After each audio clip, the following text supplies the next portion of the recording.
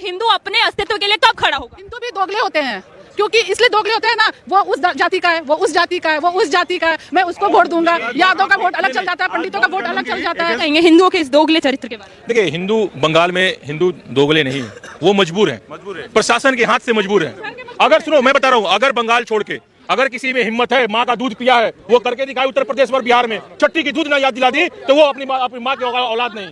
लेकिन मजबूरी है, सरकार की संरक्षण पूरी मिल रही है, छूट मिल रही है। वो मुख्यमंत्री जी खुद बोल रही है कि अगर भाजपा को वोट दोगे तो बंगाल में रहने नहीं दूंगी, तो अब क्या करेगा वो? मुर्शिदाबाद के अंदर 60% 65% हिंदू है, उसमें 45% वोट ममता को पड़ती है और 43% वोट उसको सीपीआई में, 12% भाजपा को। अब फिर वहां पर चिल्ला रहे हैं, ये चिल्लाएंगे, चिल्लाते रहेंगे। आज इस तरह की माहौल खड़ा हुआ है, उसके जिम्मेवार 120 करोड़ हिंदू खुद है, जिसमें से 190 सांसद जो जयचंद बन के नेतृत्व कर रहा है लगभग 20 करोड़ लोगों के, वो 20 करोड़ जो सेकुलर नाम पर में जो हिंदू है, वो भारी पड़ा है आज। अब भारी पड़ रहे हैं वो 20 करोड़ हिंदू, जिसके वजह से 100 करोड़ हिंदुओं को नीचा दिखना पड़ा। जो आज हिंदुस्तान के अंदर 100 करोड़ हिंदू होते हुए हिंदुओं के साथ ये व्यवहार। गाँव में मेरा आप सभी से यही सवाल है, 300 घर हिंदुओं के 180 घर को जला दोगे? इतनी हिम्मत? आज अगर कुंभ लगा 65-66 करोड़ गए, अगर ये 66 करोड़ को एक सुप्रीम कोर्ट की तरफ मुड़ जाए ना, सुप्रीम कोर्ट को 2 मिनट में वक्फ बोर्ड को मानना पड़ेगा, कैंसिल करना पड़ेगा। सुप्रीम कोर्ट मना नहीं कर रहा है, सुन लो मैडम, सुप्रीम कोर्ट मना नहीं कर रहा है। वक्फ चादर में सो रहा है, मोदी देख लेगा, योगी देख लेगा। कब तक देखेगा? जब तुम्हारे घर पर आएंगे डंडे लेके और घर फूकेंगे, आग लगाएंगे, तुम्हारी बहू बेटियों को छेड़ोगे, तब तुम जागोगे। धिक्कार है हिंदुओं को। ममता बनर्जी मुस्लिम है, वो चाहती है कि मुस्लिम है वो। अभी मैं एक वीडियो दिखाऊंगा, अल्लाह कसम वो अल्लाह कसम खाई कि जो वो एकदम सीधा बोल रही है कि जो भी बीजेपी को, मोदी को सपोर्ट करेगा, हम उसको नहीं छोड़ेगा। बिल्कुल, बंगाल में राष्ट्रपति शासन लागू होनी चाहिए। बंगाल को बचाना है तो और बचाना है तो हिंदुओं को बचाना है तो कड़ा एक्शन लेना पड़ेगा। अगर सुनो, मैं बता रहा हूँ, अगर बंगाल छोड़ के अगर किसी में हिम्मत है, माँ का दूध पिया है, वो करके दिखाए उत्तर प्रदेश और बिहार में, चट्टी की दूध ना याद दिला दी तो वो अपनी माँ की औलाद नहीं। डंडे लेके और घर फूकेंगे, आग लगाएंगे, तुम्हारी बहू बेटियों को छेड़ोगे, तब तुम जागोगे। धिक्कार है हिंदुओं को। कल अखिलेश यादव ने क्या कहा, इन्हें वक्फ बोर्ड याद है, लेकिन देख रहे हो मुर्शिदाबाद जल गया, वहाँ की हिंदू महिलाएं पलायन कर रही है, बच्चे मार दिए गए, बहन बेटियों के साथ अन्याय हुआ, वहाँ इनको नजर नहीं आ रहा। जिम्मेदार कौन? इसका जिम्मेदार ये विपक्षी दल है, ये चाह रहे हैं देश जले, हिंदू कटे। ममता बनर्जी के पास में वक्फ बिल का ओपोज करने का समय है, लेकिन वहाँ के हिंदुओं को बचाने मैं वो नहीं बचाएगी, क्योंकि उसका पॉलिटिक्स खराब हो जाएगा ना, उनका पॉलिटिक्स खराब होगा, उनको कांग्रेस की वोट चाहिए, वो नहीं बचा रही।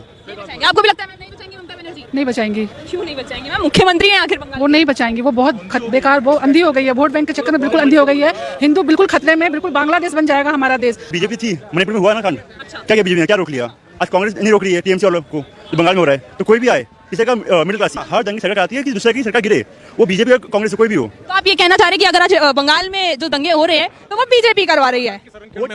बीजेपी वो जानती है कि ऐसा होने वाला है। अगर बीजेपी करवा रही तो पुलिस आपकी है, पकड़ो ना बीजेपी के नेताओं को, पुलिस आपकी है, पावर आपके पास है। ममता बनर्जी वहाँ का विधायक खुले चले जा रहा है और पुलिसकर्मी को पीट रहा है, वो क्या बोलेगा? वो मैम पीछे सब साथ में होते हैं, आगे खाली दिखाते कि हम झगड़ा कर रहे हैं, पीछे सब साथ में है, सब दोस्त एक दूसरे के। सब दंगा हो रहा है, सरकार की संरक्षण में, टीएमसी की संरक्षण में हिंदू मारे जा रहे हैं और उनको मुसलमान के आंदोलन से ही ये देश आजाद हुआ है। आंदोलन करना हमारा अधिकार है, ऐसा नहीं। अगर वह उनको लग रहा है आप उनके फेवर के लिए, उनके भलाई के लिए कोई चीज लेकर के आ रहे हैं, तो उनकी इच्छा होनी चाहिए ना। आप जबरदस्ती किसी को परोस करके थाली में दे देने, हम आपको दे रहे, खाइए, हमें भूखा नहीं है। सर, आपको क्या लगता है ये जो वक्फ बिल आया है, इसमें मुसलमानों का कोई फायदा है या नहीं? अब मुसलमानों का फायदा तो नहीं दिखता है, लेकिन इसमें जो है सरकार की नीयत जरूर दिखती है। ये खुल के कैसे बोलेंगे? ये ऑलरेडी कांग्रेस के साथी हैं और सपा के ये हमारे नेताजी। कांग्रेस के साथी हो या ना हो, इस देश के साथी तो नहीं है, अपने गलत विचारधारा वाले लोगों के साथी तो नहीं है।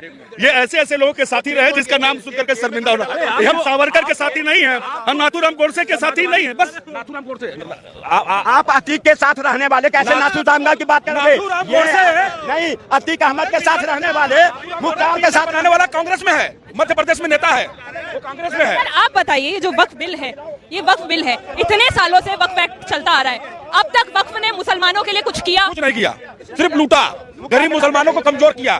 उनका अपना पर्सनल के लिए बना के। अच्छा, आप बताइए, अगर वक्फ बिल लागू होता है, जैसे हो भी गया है, अब उस पे सुप्रीम कोर्ट ने स्टे लगा दिया है, 5 मई की तारीख दी है, अब एक दीवार खड़ी हो गई है, उसको दीवार को गिराने की जो साजिश चल रही है। सरकार से जो साजिश से कितना भी कर ले, सुप्रीम कोर्ट के साथ साजिश थोड़ी करेंगे। ये राजीव गांधी जी की सरकार थोड़ी ना है कि सुप्रीम कोर्ट के फैसले को जो है इल्जाम लगा रहे हैं। बिल्कुल, राजीव गांधी जी ने किया, शाहबानो के केस में न्याय हुआ।